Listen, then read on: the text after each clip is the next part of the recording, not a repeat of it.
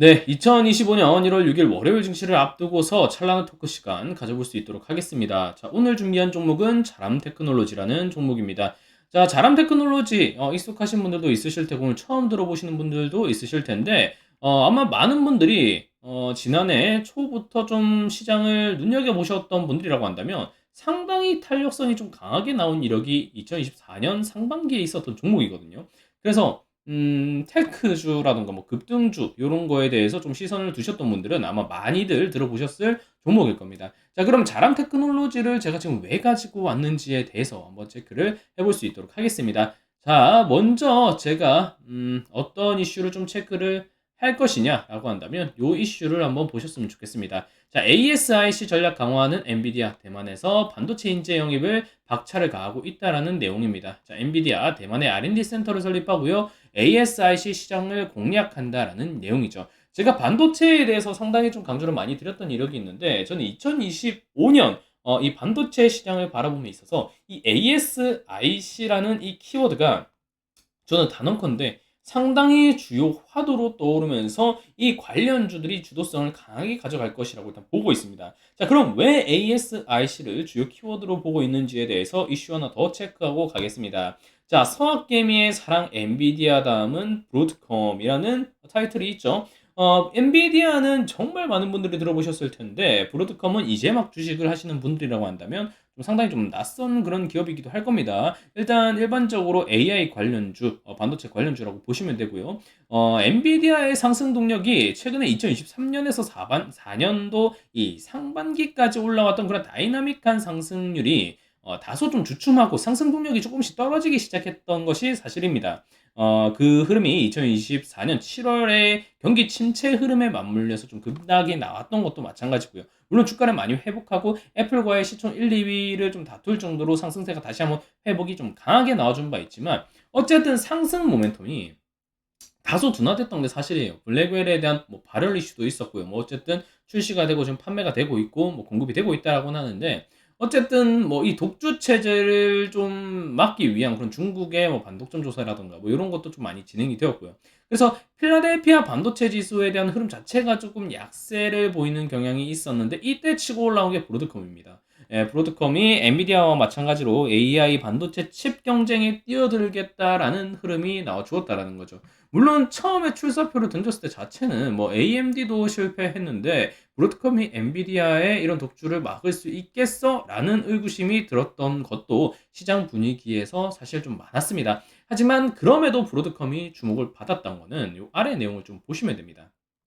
자, 브로드컴이 주도주로 떠오르는 배경에는 맞춤형 반도체 ASIC가 있다. 구글, 메타 등 빅테크 기업들이 값비싼 엔비디아의 AI 칩 대신 더 싸고 특정 작업에 최적화된 ASIC의 강점이 있는 브로드컴과 손잡고 엔비디아에 대한 의존도를 낮추려는 움직임을 보이고 있기 때문이다. 제가 예전부터 강조를 드렸지만 엔비디아의 독점 체제는 결국에 시간이 지나면 어차피 깨지긴 합니다.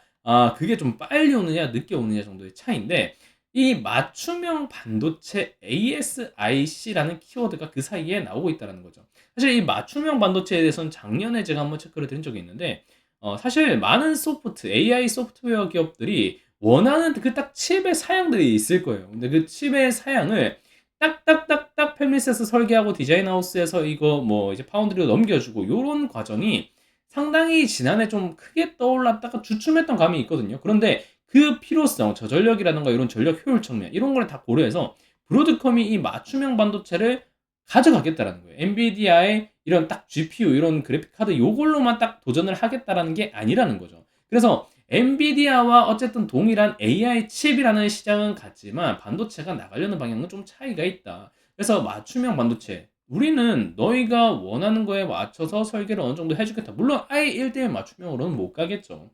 하지만 어느 정도 그런 수요에 맞는 방향에 맞춰서 짜 맞춰서 한번 우리가 한번 팔아보겠다. 시장에 한번 뛰어들어 보겠다. 이런 내용이 떠오르면서 상당히 브로드컴이 다시 한번 반도체 시장에 활기를 불어넣었다. 이렇게 볼 수 있습니다. 뭐 결국에는 작년에도 제가 체크드렸지만 어쨌든 뭐 엔비디아에 그렇다고 해서 GPU 수요가 뭐 줄어들 거라고 보지는 않습니다. 하지만 조금 더 특화된 측면에 있어서 맞춤형 반도체 어쨌든 그런 거 있잖아요. 이 공산품보다는 어쨌든 뭐 디자이너 옷이 더 비싸고요. 결국에 더 질이 좋고요. 뭐 요런 평가를 받는 부분이 있잖아요. 프리미엄 측면이라고 볼 수 있겠죠. 그 시장을 브로드컴이 좀 공략을 하려는 움직임이 보이고 있다라고 보시면 될 것 같습니다. 그래서 저는 결국에는 AI 소프트웨어 기업들이 결국에는 원하는 방향들이 다 다를 거기 때문에 그거에 맞춤형 반도체로 뭐 어느 정도 설계 포인트가 들어간 부분으로 해서 공산품보다는 결국에 요게 정말 AI 시장이 어쨌든 연산도 복잡하고 제가 뭐 정확히 아는 건 아니지만 뭐 어쨌든 그런 부분이 있을 거기 때문에 결국에 이 ASIC라는 키워드가 브로드컴이 쏘아 올리면서 올해 한 해에 AI 관련 키워드를 좀 끌고 가지 않을까, 반도체 키워드를 끌고 가지 않을까 요런 생각을 좀 하고 있습니다. 그래서 그런 측면으로 제가 자람 테크놀로지를 가지고 온 겁니다. 그럼 왜 자람 테크놀로지를 가지고 왔나요? 요걸로 보시면 되겠죠. 자, 자람 테크놀로지, 지지난해 10월입니다. 이제 2025년이니까. 자람 테크놀로지 글로벌 통신 장비 기업과 ESIC 개발 공급 계약 체결을 했다라는 부분이죠. 자, 차세대 시스템 반도체 전문 기업 자람 테크놀로지는 글로벌 통신 장비 기업과 주문형 반도체 ASIC 칩 개발 및 공급 계약을 체결했다고 공시했다. 뭐 계약 상대는 비밀 유지 협약에 의해 익명으로 공시했다. 뭐 이렇게 되어 있죠. 근데 이 ASIC를 2023년 10월에 어쨌든 공급 계약을 체결을 했습니다. 그럼 이게 결국에 실적으로까지 이어졌느냐? 요게 핵심이 될 수가 있는 부분이겠죠. 자, 그러면 1년 뒤 이슈죠. 2024년 11월 14일에 발표된 뉴스를 보겠습니다. 자람 테크놀로지 3분기 누적 매출액 169억 원, 전년비 170% 정도라고 보면 되겠죠. 약 169% 정도 급등했다. 그러면 이 169%의 급등 배경이 무엇이냐? 호실적의 배경으로는 XGSPON 주문형 반도체 설계 및 공급 계약의 지속적인 매출 인식이 큰 역할을 한 것으로 분석된다. 즉 ASIC 주문형 반도체가 실제 실적으로 지지난해 10월부터 공급 계약을 했더니 실적으로 인식이 되면서 매출까지 이어졌다라는 게 확인이 됐다라는 거죠. 즉 새로운 키워드로 ASIC를 지금 떠올릴 수 있는데 이 ASIC로 실제로 실적을 올린 기업이 자람 테크놀로지다. 즉 지금 시장 AI와 반도체 시장의 중심에 들어선 것이 자람 테크놀로지라고 볼 수가 있다라는 거죠. 그런 측면에서 자람 테크놀로지 가지고 왔고요. 그리고 물론 이 재료만으로 놓고 봤을 때 이 종목을 가지고 와서 접근할 수는 없겠죠. 어쨌든 차트도 기술적 분석도 같이 들어가야 됩니다. 자, 그 측면으로 봤을 때 일단 OBV 자체는 좀 튼튼합니다. 튼튼하고요. MACD 같은 경우에도 일단 0 이상으로 좀 잘 뻗어주고 있는 그림이고요. 그리고 거래량도 최근에 좀 튼튼하게 받쳐주는 그림이기 때문에 일단 수급 자체는 안정감이 있다라고 봐야 됩니다. 그리고 ADX도 30 이상 지금 뻗어주면서 어쨌든 DI 플러스 그러니까 즉 상승 탄력에 대한 강세 흐름이 유지되고 있는 보조 지표라 흐름이라고 볼 수 있는 거죠. 물론 보조 지표 자체가 전적으로 신뢰를 뭐 100% 해야 된다 이런 건 아닙니다. 하지만 거래량과 이런 OBV, MACD 그리고 ADX와 DI 플러스 요 지표를 통해서 어쨌든 반등 추세가 좀 강하다라는 것을 확인할 수 있는 간접적으로는 좀 볼 수 있는 부분이기 때문에 저는 개인적으로 좀 신뢰를 많이 하고 있는 편입니다. 그런 와중에 또 이 장기 저항선인 244일선을 지금 뚫어주기 위해서 지금 요렇게 좀 체크를 해주고 있는 자리거든요. 근데 최근에 시장을 좀 많이 보신 분들은 아시겠지만 요 돌파, 장기 저항 그러니까 7월부터 종목들이 좀 많이 빠졌다가 시장이 어쨌든 좀 최근에 양지수 좀 바닥을 닫고 있죠. 바닥을 디디면서 좀 반등이 나오는 과정에서 요런 역배열 구간에서 급등이 나오는 경우가 상당히 좀 많이 보이고 있거든요. 그런데 그런 측면으로 본다라고 하면 일단 지금 이 역배열 구간에서 좀 장기 저항을 지금 단기 이평선들이 좀 뚫어주기 위해서 우상향이 나오고 있는 자리죠. 이 자리에서 일목균형표 역시도 그 구간이 바뀌고 있는 자리고요. 그리고 지금처럼 윗꼬리가 좀 빈번하게 나오는 자리가 또 앞선 차트에서 어디서 찾을 수 있어요? 요 구간에서 찾을 수 있죠.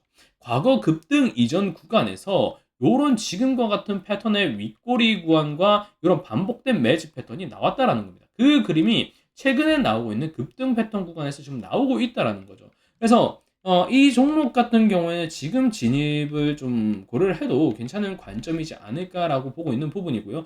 물론 이제 하방 대응을 가져간다라고 하면 일단은 뭐 거래량을 컨트롤하고 있다, 혹은 매집봉을 확인하면서 물량을 테스트하고 있다라고도 볼 여지가 있지만 어쨌든 이 그림이 안 나오면은 당연히 정리를 해야 되겠죠. 그래서 저는 21선 기준으로 하방 대응 좀 깔끔하게 잡는 거를 좀 말씀을 드리면서 급등 패턴 한번 노려보셔도 좋을 것 같다라는 말씀을 드립니다. 지금 55,500원 정도고요. 21선 기준으로 잡으면 얼마인가요? 43,000원. 한 12, 3% 정도 뭐 한 뭐 언저리에 뭐 한 15%뭐 변수 캔들까지 고려하면 나올 수 있는 구간이라고 보거든요. 하지만 최근에 나오고 있는 지금 봉당 탄력성이 10%를 가볍게 넘어서는 모습들이 지금 보이고 있죠. 지금 봉당 보면. 그래서 충분히 21선 기준으로 잡는다라고 하면 장기 저항 돌파에 따른 새로운 추세를 기대할 수 있는 흐름까지 지금 잡혀 있다라고 볼 때 저는 뭐 한 12 내지 5% 정도의 이런 손절 로스컷 기준은 잡고 좀 충분히 접근하신다고 하더라도 뭐 꽤 괜찮은 대응을 할 수 있지 않을까라는 그런 생각을 하고 있습니다.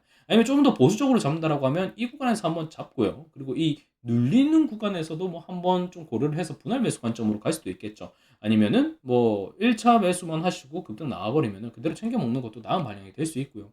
어쨌든 재료도 좋고 실적도 지금 올해 화두가 될 수 있는 ASIC 키워드를 잡고 있고요. 그리고 거래량도 최근에 어쨌든 좀 띄워주면서 시장에 좀 주목을 받고 있는 상태고요. 그리고 OBV라던가 MACD 뭐 ADX 뭐 그리고 DI 플러스 이런 강도 자체도 모두 좀 무탈하게 나오고 있고 최근에 급등이 나오고 있는 좀 장기 저항을 장기 추세 저항을 좀 돌파해주는 그런 패턴의 위치를 하고 있는 그런 종목이기 때문에 최근처럼 또 반도체 관련주들이 또 시장에 주목을 좀 끄고 있을 때 저는 자람 테크놀로지 같은 종목 한번 접근을 해보시는 거 혹은 또 관심 깊게 가져보시는 거 좀 괜찮은 전략이라고 생각합니다. 자, 오늘 찰나나 토크 시간에서는 자람 테크놀로지에 대해서 한번 체크를 좀 드려봤고요. 그럼 오늘 영상은 여기서 마무리할 수 있도록 하겠습니다. 자, 그럼 저는 다음 찰나나 토크 시간에 또 다른 종목 가지고 인사드릴 수 있도록 하겠습니다. 자, 내일 하루도 모두 좋은 하루 되시길 바라면서 건승 기원하겠습니다. 수고하셨습니다.